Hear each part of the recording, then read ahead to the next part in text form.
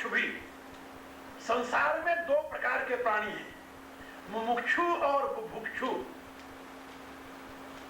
बात समझे? पहले भी मैंने इसकी व्याख्या की 1969 79 हाँ 79 उस समय मैंने ये बताया आप लोगों को। दो प्रकार के मनुष्य होते हैं, एक तो बुभुक्षु कहे जाते हैं, बुभुक्षु जो भोग की इच्छा से लगे हुए हैं, दूसरे मुमुक्षु जो मोक्ष को प्राप्त करें, पूर्णत्व को प्राप्त करना चाहते हैं। एक जो जीवन को विकसित करना चाहते हैं, दूसरे जो भूतात्मा की स्थिति में, भूतात्मा की स्थिति में रहने वाले। ऐसे बुभुक्षु लोगों के लिए भगवान कहते हैं कि उनके लिए ये ज्ञान नहीं है, ये ज्ञान तो मुमुक्षु के लिए है। जो इस संसार के प्रवाह से मुक्त होकर जो भूतात्मा से ऊपर उठना चाहता हो, उसके लिए हमारा ज्ञान है। भगवान कहते हैं जो भूतात्मा में ही निमग्न है उसके लिए ज्ञान नहीं। उसके लिए तो भगवान ने तीसरे अध्याय में कहा ना बुद्धि भेदम जनेत अज्ञानाम कर्म संज्ञानाम जो से सर्वकर्माणि विद्वान युक्त समाचरण। भगवान कहते हैं जो भूतात्मा है उनके बुद्धि में भ्रम नहीं उत्पन्न करना चाहिए, क्योंकि वो समझेंगे नहीं, इसलिए वो जहां है उनको वहीं रहने दो। अभी धीरे धीरे प्राकृतिक विधान से आज नहीं तो कल धक्का लगेगा। कभी किसी को सत्य उपदेश दो तो उसको वो लगता है कि जैसे मेरे दिमाग पर ये पत्थर मार रहा है, हाँ? ऐसा लगता है। और वही व्यक्ति जब संसार से धक्के खाकर हार जाता है, कोई ऐसी आपत्ति उसके ऊपर आ जाए जहां से उसका हृदय टूट जाता है, तो उसी प्रकार के ज्ञान के लिए वो लालायित हो जाता है। हे भगवान कोई ऐसा व्यक्ति भेजो जो हमें वो बातें समझा दे जिसकी कभी उसने परवाह नहीं की थी, जिसकी इच्छा नहीं की थी, जिसकी चिंता नहीं की थी। फिर उसी के लिए वो लालायित हो जाता है, उसके लिए दौड़ने लगता है। इसलिए गीता में एक बात भगवान ने बताई है कि हर एक काम समयानुसार भी होता है, और उसकी स्थिति देख करके किया करो। अभी जो व्यक्ति ज्ञान का पात्र नहीं है उसे जबरदस्ती ज्ञान तुम देना चाहो, ज्ञान तुम्हारा किस काम का? उसके लिए भगवान ने कहा रामायण में ऊसर बीज बे फल जथा। उसके लिए तो ऐसे है जैसे ऊसर में बीज डालना, ऊसर में बीज डालना, राख में होम करना। राख कैसो होम है, ऊसर कैसे बरसो, तुलसीदास ने लिखा। जहां आग प्रज्वलित नहीं है हवन की उत्तम सामग्री उसमें डाल दो, क्या लाभ होगा? कुछ लाभ नहीं होगा। कहा जैसे उस सामग्री का राख में हवन करना व्यर्थ है, ऐसे ही जिसको अभी जिज्ञासा नहीं हुई, जिसमें मुमुक्षा का जन्म नहीं हुआ, उसको यह तत्व ज्ञान देना व्यर्थ है। इसीलिए भगवान ने गीता के अंत में बताया कि ये ज्ञान किसे देना चाहिए, मेरा ये संदेश किसको सुनाना चाहिए। भगवान ने बताया गीता के आगे 18वें अध्याय अंत, इदम ना तपस्काय ना अभक्ताय कदाचन। कहा जो संयमी नहीं है, तपस्वी नहीं है, जो भक्त नहीं है, उसको ये ज्ञान कभी नहीं देना चाहिए, कभी नहीं देना चाहिए। रामायण में तुलसीदास जी ने कहा कि ये तो ऐसे लोगों को कभी ये सुनाना ही नहीं चाहिए, नहीं तो अपात्र को दान देने का जो दोष होता है वही दोष होगा, उसको अपराध होगा उसको। इसलिए ज्ञान का, प्रभु के दिव्य संदेश का भाजन कौन है? कहा जो मुमुक्षु ही, जो मुमुक्षु है। आप देखिए अर्जुन इतने वर्षों तक भगवान के साथ रहा, कभी उसे उपदेश दिया उन्होंने? कभी नहीं उपदेश दिया। शास्त्र में हमारे यहाँ ये भी बताया गया है कि बिना पूछे किसी को ज्ञान का उपदेश मत दो। कि नहीं जिसको पकड़ो करने लगो गाल लड़ दो मेरे से, ना, बिना पूछे मत दो, क्योंकि वो अमूल्य निधि है। तुम उसका दुरुपयोग क्यों करना चाहते हो? क्यों करते हो दुरुपयोग? अभी उसका पात्र नहीं हो, अभी उसको समझने की गति नहीं है। यदि देते हो तो व्यर्थ जाएगा। इसलिए तुम अपने समय को क्यों नष्ट कर रहे हो? तुलसीदास ने लिखा मूर्ख हृदय न चेत जो गुरु मिलय विरंच शिव। कहा ब्रह्मा और शंकर स्वयं आ जाएं तब भी उसको समझा नहीं सकते, तुम क्या समझाओगे? भगवान कृष्ण अपना विराट रूप अर्जुन को दिखाया। अर्जुन ने विराट रूप को देख करके स्वयं को समर्पित कर दिया और भगवान ने वही विराट रूप दुर्योधन की सभा में दिखाया। दुर्योधन की सभा जब उसे गए थे समझाने और मित्र बन करके गए थे, दूत बन करके गए थे और ये संदेश लेकर गए थे कि 5 भाइयों को 5 गांव दे दो और दुर्योधन से निवेदन किया कि मैं तुम्हारे कल्याण के लिए आया हूं, तुम केवल 5 भाइयों को 5 गांव दे दो, सारी दुनिया का साम्राज्य तुम भोगो, युद्ध नहीं होगा। क्यों अकारण इतना बड़ा विनाश का साधन उपस्थित करना चाहते हो? दुर्योधन कहता है कि बिना युद्ध किए सुई के नोक पर जितनी मिट्टी आती है वो भी नहीं दूंगा, 5 गांव तो बहुत होता है। और जब भगवान को बांधने के लिए उसने आदेश दिया तो भगवान ने वहां पर विराट रूप दिखाया। विराट रूप को देखते ही, भयंकर रूप को देखते ही सब मूर्छित होकर गिर गए और भगवान वहां से चले गए विदुर के घर। जब भगवान विदुर के घर चले गए और उनकी मूर्छा हटी, होश आया, तो दुर्योधन कहने लगा, देखा ना उस बाजीगर को? तो भगवान नहीं समझा, बाजीगर समझा। कहा वो बाजीगर है, कितना दूर थे, हम लोगों को धोखे में डालकर भाग गया। वही विराट स्वरूप देख करके उसने कहा। इसलिए अपात्र को ज्ञान देने से लाभ नहीं होता, समय बर्बाद होता है। इसलिए भगवान ने यहाँ पर एक शब्द रखे, एवं ज्ञात्वा कृतम कर्म पूर्वैरपि मुमुक्षुभिः। किसने इस प्रकार के कर्म किए हैं? इस प्रकार के ज्ञान को किसने प्राप्त किया है? भगवान ने कहा मुमुक्षुभिः। मुमुक्षु लोग जिनके हृदय में परमार्थ की तरफ है, जो भूत आत्मा की स्थिति से अब ऊब गए हैं और वो मनुष्य बनना चाहते हैं, प्रज्ञान आत्मा, विज्ञान आत्मा को प्राप्त होना चाहते हैं, ऐसे लोगों ने इस प्रकार के ज्ञान को प्राप्त करके भगवान ने कहा कि उन्होंने कर्मानुष्ठान किया है, यानी धर्म के लिए कर्म का अनुष्ठान किया है। और कुरु कर्मैव तस्मात् त्वम्, भगवान कहते हैं अर्जुन, इसलिए तुम भी, क्योंकि तुम मुमुक्षु हो। अर्जुन ने पहले भगवान के चरणों में स्वयं को समर्पित करते हुए एक बात कही थी, कहा भगवान यह श्रेयस निश्चितम ब्रूहितम में जो मेरे उद्धार का साधन वो बताई, एक बात। दूसरी बात भगवान से उसने यह भी कहा कि न कांक्षे विजयम कृष्ण न च राज्यम सुखानि च, हमें राज्य नहीं चाहिए, हमें सुख नहीं चाहिए। और आखिर में एक बात उसने कही कि यदि हमें स्वर्ग का भी आधिपत्य मिल जाए तब भी हमें शांति नहीं मिलने वाली है।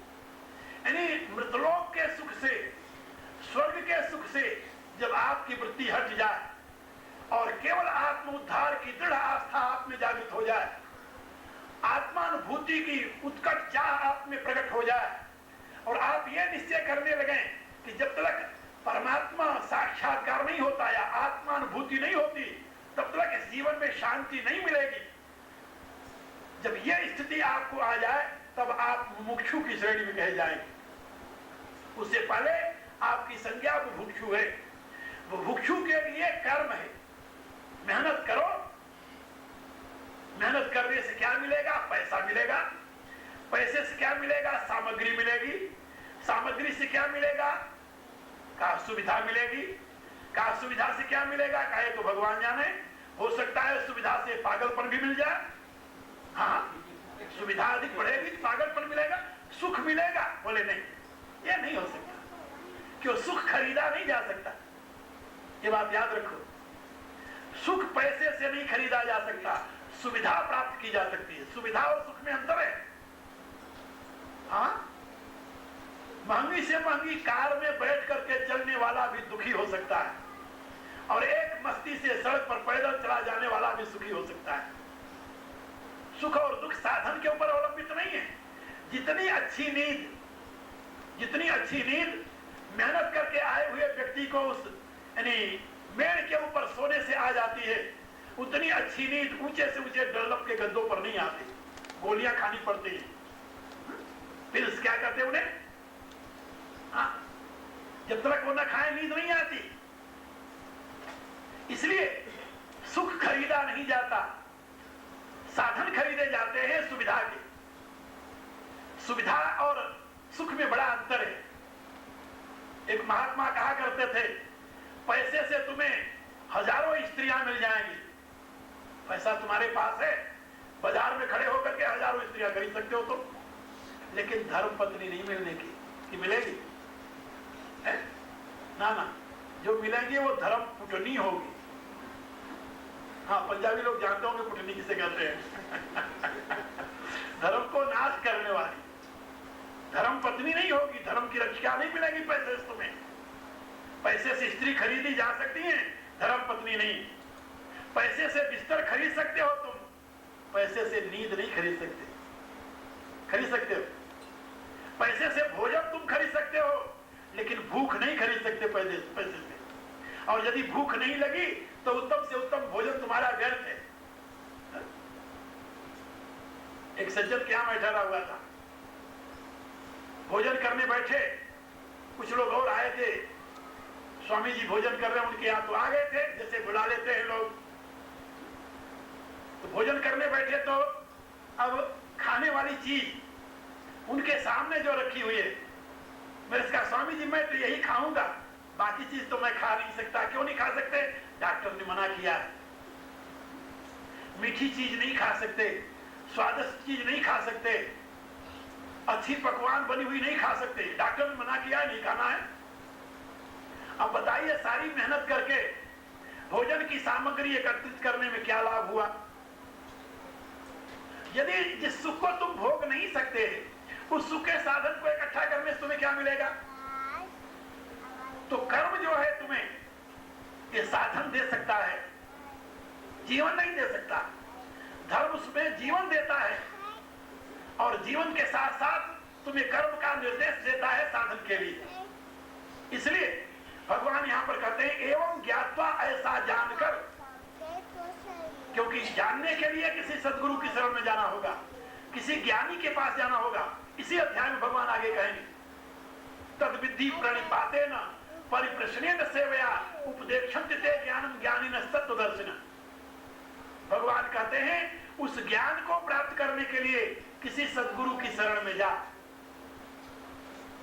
किसी ज्ञानी की शरण में जा और उन्हें प्रणिपात होकर के उनकी सेवा करके विनम्रता के साथ उससे ज्ञान प्राप्त कर। तो ज्ञानी तुम्हें उपदेश देंगे और उपदेश देंगे तो क्या होगा? तुम इसको जानोगे जैसे पहले के लोगों ने जाना है।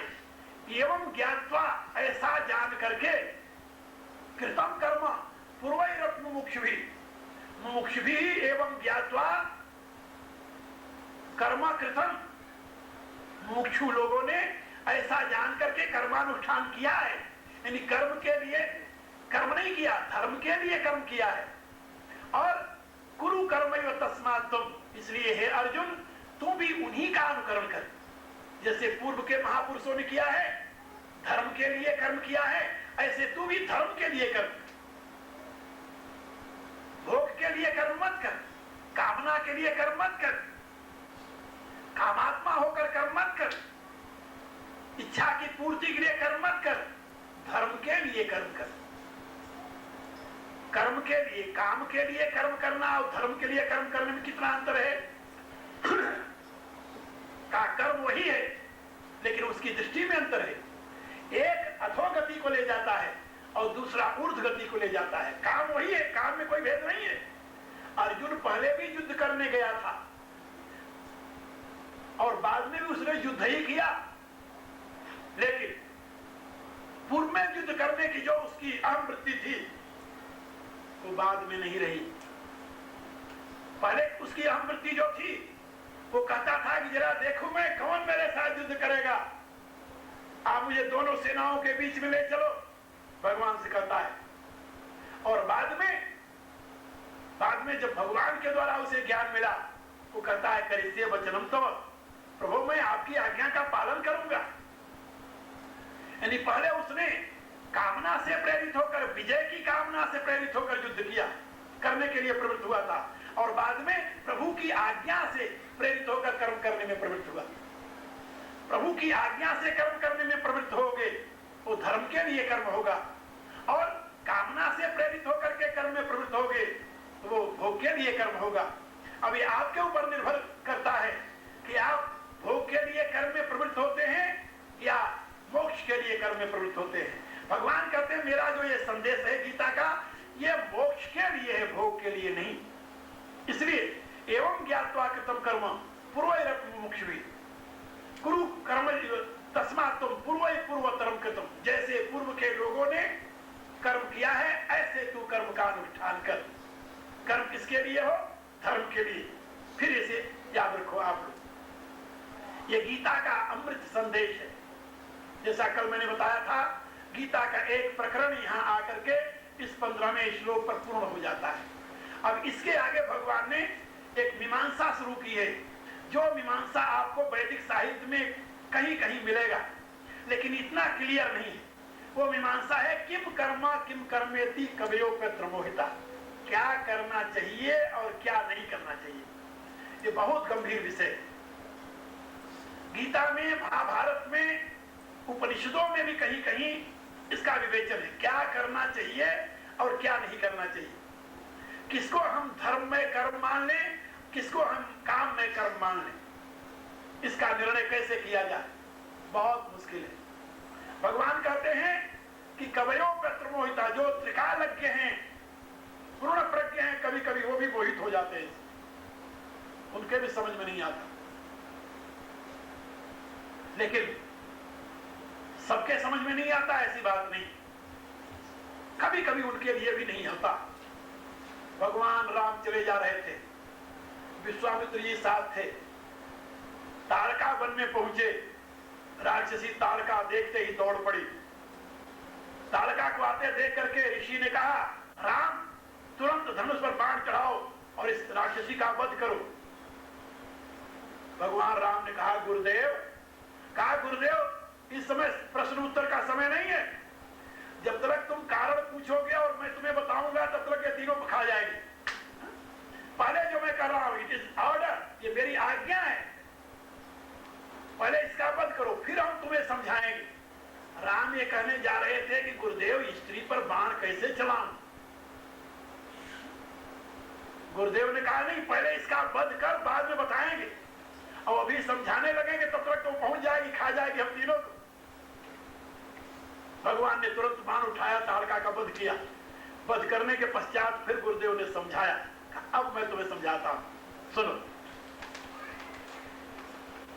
कौन बद्ध है कौन अबद्ध है, ये निर्णय करना बड़ा मुश्किल है। कभी कभी शास्त्र में जिसे अबद्ध कहा गया उसका भी वध करना पड़ता है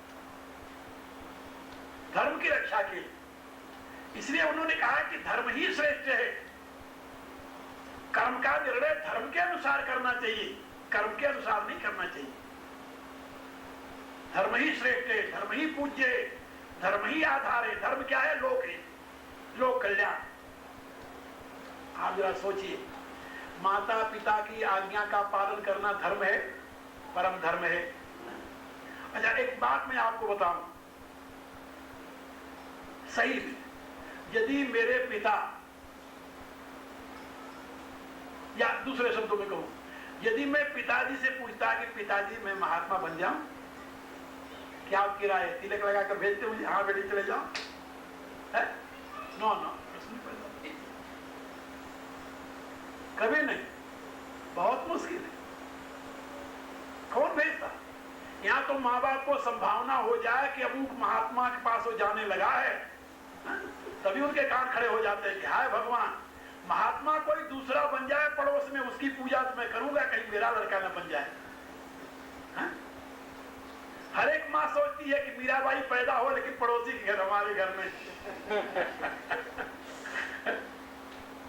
हाँ, बहुत मुश्किल है, बहुत मुश्किल है। लेकिन आज दिन तक जिन महात्माओं ने अपने परिवार का त्याग किया, सुख का त्याग किया, अपने समाज का त्याग किया, वो सामान्य धर्म का त्याग किया। उनके माता पिता खुश नहीं थे, बाद में बड़े खुश हुए। हाँ, बाद में बहुत खुश हुए। ऐसे अनेकों उदाहरण हमारे सामने देखने को मिलते हैं। लेकिन प्रारंभ में बहुत कम, रेयर, कोई है ऐसे नहीं है, ऐसे में नहीं कहता, बहुत से ऐसे हैं लेकिन बहुत कम रेयर लोग कोई मिलते हैं। इसलिए मैं आपको बता रहा था कि धर्म क्या है अधर्म क्या है इसका निर्णय करना बड़ा मुश्किल है। कभी कभी छोटे धर्म को बड़े धर्म के लिए बलिदान करना पड़ता है, इसीलिए उसको हमारे यहां कैटेगराइज किया गया, सामान्य धर्म और विशेष धर्म। धर्म के चार पहलू बताए गए, सामान्य धर्म, विशेष धर्म, विशेषतर धर्म, विशेषतम धर्म, चार भेद बताया गया। तो सामान्य धर्म को बलिदान किया जाता है विशेष धर्म के लिए। स्त्री की संभाल करना यह सामान्य धर्म है धर्मशास्त्र का, लेकिन प्रभु के लिए समर्पित होना यह विशेष धर्म है। लक्ष्मण विशेष धर्म के ज्ञाता हैं, वो माता पिता स्त्री परिवार सबको त्याग करके राम के चरणों में समर्पित होते हैं और कहते हैं गुरुपित महातुर जानव का। अब लक्ष्मण के इस कृत्य को कोई देखने वाला, आजकल हजारों आदमी आपसे पूछेंगे लक्ष्मण ने बड़ा अन्याय किया उर्मिला के साथ, बड़ी संपत्ति उनकी उर्मिला के साथ होती है, हाँ? बहुत संपत्ति। अब उनको यह पता नहीं है कि लक्ष्मण यदि उर्मिला की संभाल करते तो आज लक्ष्मण न होते। क्या समझे? आज लक्ष्मण होते क्या? हाँ हाँ, लक्ष्मण ऐसे हजारों दुनिया में हुए चले गए, कोई पूछने वाला नहीं उनको। इसलिए जो सामान्य धर्म को तिलांजलि देने के लिए सक्षम नहीं, वह विशेष धर्म का पालन नहीं कर सकता। ये बात याद रखो। माता पिता की सेवा सामान्य धर्म है, लेकिन परमात्मा की उपासना विशेष धर्म है। और भी कई ऐसी विधाएं हैं शास्त्र में, उसकी व्यवस्था हमें मिलती है। इसलिए मैं आप लोगों को बता रहा था कि भगवान यहां पर समझा रहे हैं कि कर्म क्या है अकर्म क्या है, इसका निर्णय करना बड़ा मुश्किल है, सबके लिए सहज नहीं है। त्रिकालज्ञ लोग भी मोहित हो जाते हैं। इसको समझने वाला कोई स्थित प्रज्ञ ही हो सकता है, इसका निर्णय वही ले सकता है। हम पूरे रामायण में सर्वत्र केवल हनुमान को देखते हैं, महात्मा भरत को देखते हैं, धर्म के विषय में सही निर्णय लेने में तुरंत एक सेकंड में, वहां देरी नहीं लगती। दो ऐसे महापुरुष मिलते हैं जहां धर्म के निर्णय में बिल्कुल विलंब नहीं है। हनुमान के जीवन में नहीं है, भरत के जीवन में नहीं है। खैर राम तो भगवान है ही। लक्ष्मण भी कहीं हम देखते हैं गड़बड़ा जाते हैं कभी कभी। धर्म और अधर्म क्या है उसका निर्णय करने में, और यदि राम उनको न संभाले तो वहां पर गड़बड़ा जाए। लेकिन महात्मा भरत और हनुमान के जीवन में कहीं, हमें पूरे रामायण में कहीं भ्रांति नहीं दिखाई देती धर्म और अधर्म के निर्णय में। तो मैं आप लोगों को यह बता रहा था कि ये बड़ा गंभीर विषय है, कर्म क्या है अकर्म क्या है। और ये कई श्लोकों में भगवान ने यहां पर इसकी व्याख्या की है, और इसकी व्याख्या फिर कभी जब दोबारा आना होगा तो आप लोगों को ये कर्म विज्ञान की समस्या समझाएंगे। अभी तो जो हमें इन 15 श्लोकों की व्याख्या में समझाना था वो इतने दिनों में आप लोगों को बताया है। मुझे विश्वास है कि जो कुछ सुना है इस पर चिंतन करेंगे, मनन करेंगे, इसको अपने जीवन में उतारने की कोशिश करेंगे। जैसा कि आप लोगों को पता है कल मैं सवेरे चला जाऊंगा और फिर 2 दिन के लिए मैं आऊंगा लौट करके अक्टूबर में। 19 तारीख को जहां तक मेरा ध्यान है लौटने का। अभी तो यही है, हो सकता है कोई इधर उधर हो जाए। 19 और 20 2 दिन यहाँ रहूंगा मैं। 21 को यहाँ से प्रस्थान करूंगा लंदन के लिए। अभी यही योजना है, क्योंकि अभी हमें कई स्थानों पर जाना है। अभी तो कनाडा में भी रहूंगा, यूएसए में भी रहूंगा, बीच में 1-2 जगह और जाना है। कल मैं यहाँ से ओहायो जा रहा हूँ, जहाँ मेरा आश्रम है, आप लोग जानते हो, क्लीवलैंड के पास। वहाँ कुछ दिन रहूंगा। उसके बीच में ही जाना है मुझे एलबामा, बर्मिंघम एक स्थान है यूएसए में, वहाँ से लौट कर फिर जाना है शिकागो। शिकागो से मैं चला जाऊंगा हॉलैंड। एक कॉन्फ्रेंस हो रही है इंटरनेशनल, उसमें आमंत्रण है मुझे। 3 दिन के लिए मैं हॉलैंड जाऊंगा। हॉलैंड से फिर मैं सीधा लॉस एंजलिस चला जाऊंगा, कैलिफोर्निया। वहाँ से फिर एल्बर्टा, एल्बर्टा से फिर मैं यहाँ आऊँगा। अभी ये हमारी यात्रा का है। और यहाँ आकर के फिर यहाँ 2 दिन रहकर फिर मैं लंदन से फिर हॉलैंड से फिर लंदन, फिर इंडिया। तो लंबी ऐसे चलता रहता है, जीवन का चक्र है। लोग कहते हैं हमारे पाँव में चक्र है, हम कहते हैं हमारे हाथ, पाँव, आँख, कान, नाक सब जगह चक्र है। अब क्या करें उसके तो परमात्मा की उपासना में, आराधना में, उनके दिव्य संदेश को जनमानस तक पहुंचाने में जितना जीवन लग जाए वही सार्थक है, बस हम तो ये समझते हैं। और लगभग अब तो 40 वर्ष हो गए हमें इन सारे कार्यक्रम को चलाते, 40 नहीं तो 38 वर्ष हुए होंगे, ऐसे हुए। और तब से ये परमात्मा का दिव्य संदेश जनमानस तक पहुंचाने में निरत हैं। पहले हम अकेले थे, अब हमारे और कई हो गए हैं, साथ साथ हम लोग ये काम कर रहे हैं। और मुझे विश्वास है कि आप लोगों के सद्भाव से, सहयोग से और सुरुचि से इस प्रकार के विचारों को और जनमानस तक पहुंचाने में सहयोग मिलेगा, मदद मिलेगा, सहायता मिलेगी। और आप लोगों के जीवन में जितना परिवर्तन है इतने वर्षों में, मुझे बहुत प्रसन्नता है, बहुत ही खुशी है। और मैं अपने इस सारे श्रम को सार्थक समझता हूँ। मैं ये नहीं सोचता, कुछ लोग कभी कभी कह देते जो नहीं जानते कि आप लोगों का इतना मेहनत लगता है, एनर्जी लगती है, क्या लाभ होता है। तो उनको क्या बताऊँ कि क्या लाभ होता है। उनके जीवन में लाभ नहीं हुआ होगा, हो सकता है ऐसा, लेकिन मैंने तो देखा है हजारों लोगों ने अपने जीवन को परिवर्तित कर दिया। सोचने की दिशा परिवर्तित हो गई, जीने की दिशा परिवर्तित हो गई और सब कुछ परिवर्तित हो गया। इससे बड़ा लाभ और क्या हो सकता है। तो हमें संतोष है, प्रसन्नता है।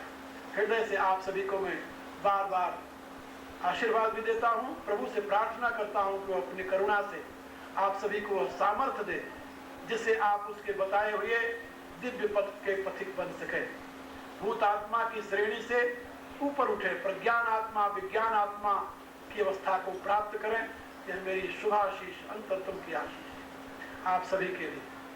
इसी के साथ ही मैं अपने विचारों को ही विश्राम देता हूँ।